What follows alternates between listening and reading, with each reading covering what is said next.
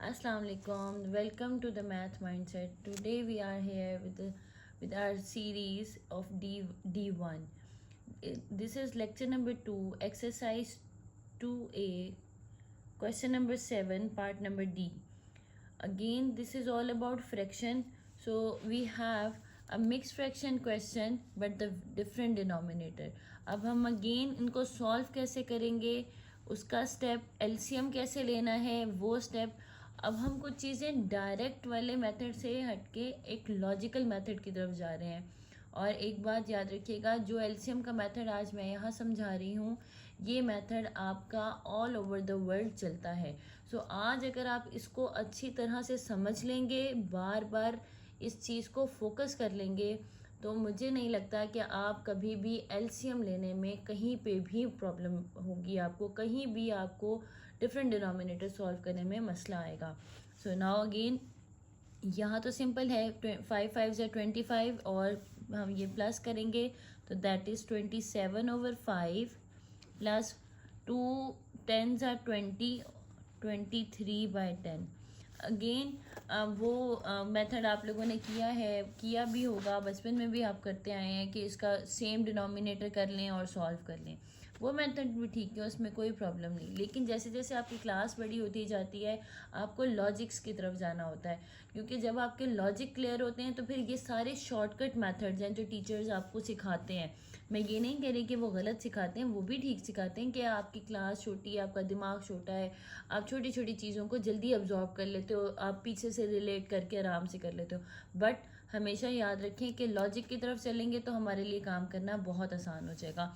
हमें हर चीज़ समझ आ जाएगी, हर पैटर्न, हर टीचर का हर मेथड समझ आ जाएगा. ठीक है, अब यहाँ है 5 और 10. जब हम 5 और 10 का एलसीएम लेते हैं तो दैट इज़, अभी कितने सारे बच्चों को तो ज़ुबानी आता होगा 5 और 10 का एलसीएम, और बहुत अच्छी बात है, आना भी चाहिए. तो अगर आपको आता है तो नीचे कमेंट में बताएं कि 5 और 10 का एलसीएम क्या आएगा, फ़ौरन लिख के बताएं. तो इसका एलसीएम आ जाएगा हमारे पास 10. Very good. जिन जिन का आंसर 10 है या जिन्होंने 10 सोचा है वो उन सब का आंसर ठीक आ गया. एलसीएम आ गया आपके पास यहाँ पे. अब एक चीज़ याद रखिएगा, ये है एलसीएम. ठीक है, इसका नाम है एलसीएम, इसका नाम है डिनोमिनेटर, इसका नाम है न्यूमरेटर. ये याद रखिएगा. अब आगे जो मैं आपको लिख के दिखाने लगी हूँ, एक बहुत क्लास की चीज़, उससे आपको हमेशा आसानी रहेगी. हम क्या करते हैं, हमने एलसीएम लेना है और यहाँ हमने वैल्यू लिखनी है. ठीक है, मैं ज़रा इसको ऐसे करूँ जी. हम करेंगे ये एलसीएम डिवाइडेड बाय डिनोमिनेटर. जो इसका आंसर आएगा उसको हम मल्टीप्लाई कर देंगे न्यूमरेटर के साथ. राइट. अब ज़रा देखिएगा, यहाँ मैं लिख रही हूँ एलसीएम इज़ 10, डिनोमिनेटर इज़ 5. पहले मैं फर्स्ट वैल्यू सॉल्व कर रही हूँ तो उसका डिनोमिनेटर लिखा, इसका आंसर आया 2, इसको मल्टीप्लाई कर देंगे न्यूमरेटर के साथ.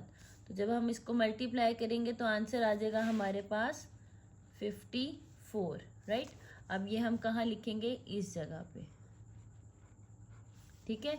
अब नेक्स्ट अगला स्टेप, अगला हमारे पास क्या है, डिनोमिनेटर 10. राइट. अब हम क्या करेंगे, एलसीएम डिवाइडेड बाय डिनोमिनेटर.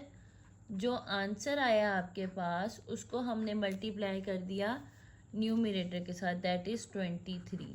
तो जब हमने इसको मल्टीप्लाई किया तो हमारे पास इसका आंसर क्या आ गया, 23. राइट. अब बहुत सारे टीचर्स, बहुत सारे बच्चे जिन्होंने पहले पढ़ा हुआ है वो कहेंगे कि भाई ये लंबा मेथड है, हमारा बच्चा कंफ्यूज हो गया, हम कंफ्यूज हो गए, ये हो गया वो हो गया. लेकिन 2 दफ़ा करने की बात है, तीसरी दफ़ा आप खुद ब खुद ही प्रो हो जाएंगे इसके अंदर. वो जो आप लोग कहते हैं ना कि we are pro in this, तो यहाँ पे भी वही वाला हिसाब है कि you will be pro in this जब आप 2-4 क्वेश्चंस यहाँ पे सॉल्व करेंगे. अब अगेन हमने प्लस करके लिखा, और क्योंकि इम्प्रॉपर फ्रैक्शन